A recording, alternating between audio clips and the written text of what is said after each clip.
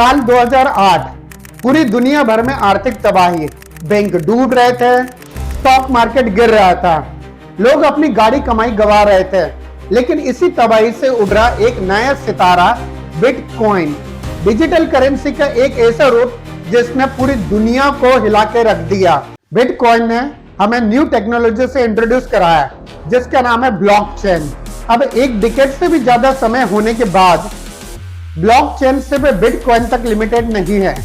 Blockchain technology का इस्तेमाल अब दुनिया के हर क्षेत्र में हो रहा है। क्या आप जानते हैं कि ब्लॉकचेन का आइडिया आज से 30 साल पहले आया था? जी हाँ, 1991 में दो रिसर्चर जिनका नाम है स्टुअर्ट हैबर और डब्ल्यू स्कॉट टॉर्नेटा, इन्होंने एक ऐसा सिस्टम बनाने का सोचा जहां टाइम स्टैम्प के साथ में कोई भी छेड़खानी ना कर सके, और उन्होंने ब्लॉकचेन का आइडिया दिया। लेकिन उस समय कोई नहीं जानता था कि एक स्मॉल सा आइडिया आज इतना बड़ा बन जाएगा। करीब 20 साल बाद 2009 में बिटकॉइन के लॉन्च के साथ ब्लॉकचेन टेक्नोलॉजी का रियल वर्ल्ड में पहली बार इस्तेमाल किया गया। आज ब्लॉकचेन हर फील्ड में इस्तेमाल हो रहा है। ये देखना दिलचस्प होगा कि ब्लॉकचेन टेक्नोलॉजी हमें कहां तक लेके जा सकती है। तो आइए जानते हैं आखिर ब्लॉकचेन टेक्नोलॉजी है क्या। ब्लॉकचेन, जैसा कि नाम से ही पता चलता है, दो वर्ड से मिलके बने हैं, ब्लॉक और चेन। यह एक ऐसा डिजिटल खाता है जो डेटा, डॉक्यूमेंट और ट्रांजैक्शंस रिकॉर्ड करता है। हर एक ब्लॉक में डेटा स्टोर्स होता है और ये डेटा एक दूसरे के साथ में क्रिप्टोग्राफिक सीक्वेंस के द्वारा जुड़े हुए होते हैं, जिससे एक चेन बनती है। ब्लॉकचेन टेक्नोलॉजी के 3 फीचर्स हैं।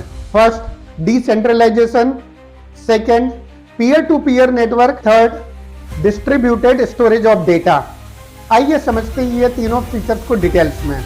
ब्लॉकचेन डिसेंट्रलाइज्ड नेटवर्क के ऊपर काम करता है, जो कि मल्टीपल नोड्स और मेंबर से मिलकर बना हुआ होता है। यहाँ पर कोई सेंट्रल अथॉरिटी नहीं होती, पावर किसी भी एक संस्था के पास में नहीं होती, पावर सभी नोड्स या मेंबर के पास में डिस्ट्रीब्यूटेड होती है।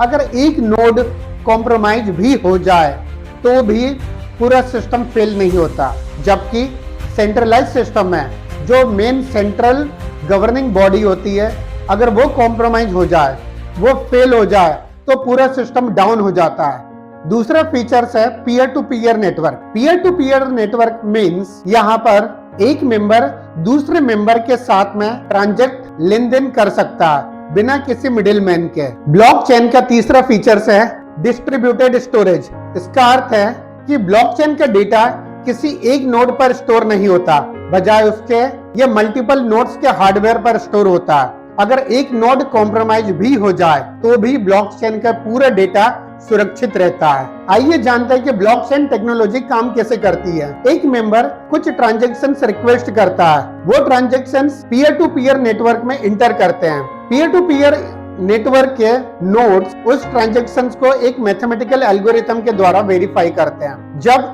मेजॉरिटी ऑफ नोड्स उस ट्रांजैक्शंस को अप्रूव करते हैं, तब वो अप्रूव्ड ट्रांजैक्शंस एक ब्लॉक के रूप में बन जाता है। अब उस ब्लॉक में एक unique alpha numeric code hash generate होता है। उस क्रिप्टोग्राफिक सीक्वेंस के द्वारा, एक यूनिक कोड के द्वारा, वो प्रीवियस ब्लॉक के साथ में जुड़ जाता है चेन के रूप में। जब ये ब्लॉक जुड़ता है, उसमें एक टाइम स्टैम्प भी ऐड किया जाता है। वो टाइम स्टैम्प इम्यूटेबल होता है, उसके साथ में कोई भी छेड़खानी नहीं की जा सकती। जब ये ब्लॉक जुड़ जाता है, तब जाके ट्रांजैक्शंस कंप्लीट होता है, और जैसे ही ट्रांजैक्शंस कंप्लीट होता है, सभी नोड्स के पास में अपडेटेड इंफॉर्मेशन सेंड की जाती है। आज ब्लॉकचेन टेक्नोलॉजी का इस्तेमाल बड़ी बड़ी कंपनियां Amazon, Facebook, Microsoft, visa, PayPal, Starbucks जैसी कंपनियां कर रही है।